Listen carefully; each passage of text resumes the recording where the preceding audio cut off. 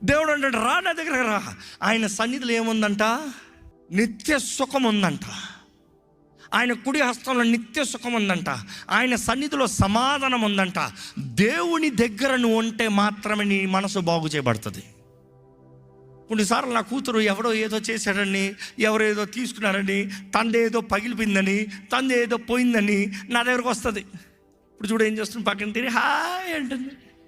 She still her mind is happy. Her mind is happy. ఇదే కొత్త మనిషి దగ్గర పెట్టాను అనుకో, ఏం చేస్తుంది? బ్యాడ్ నడుస్తుంది.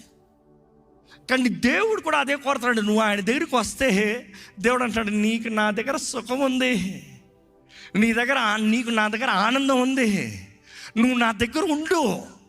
నీ మనసు పాడైంది, నేను చెప్తున్నాను ఏంటి, తనకి ఏదైనా పాడైంది అప్పుడు ఏడుచుకుని వస్తుంది నా దగ్గరకు వచ్చి, it's okay I will give you అంట. నేను ఎవరెవరిని అంతే నీకు అంతే అంటానా? ప్రేమించే తండ్రిని, పర్లేదమ్మా ఇంకోటి కొంటానులే, ఏడవద్దు, be happy, I'm there to take care of you, నేను చూసుకుంటా.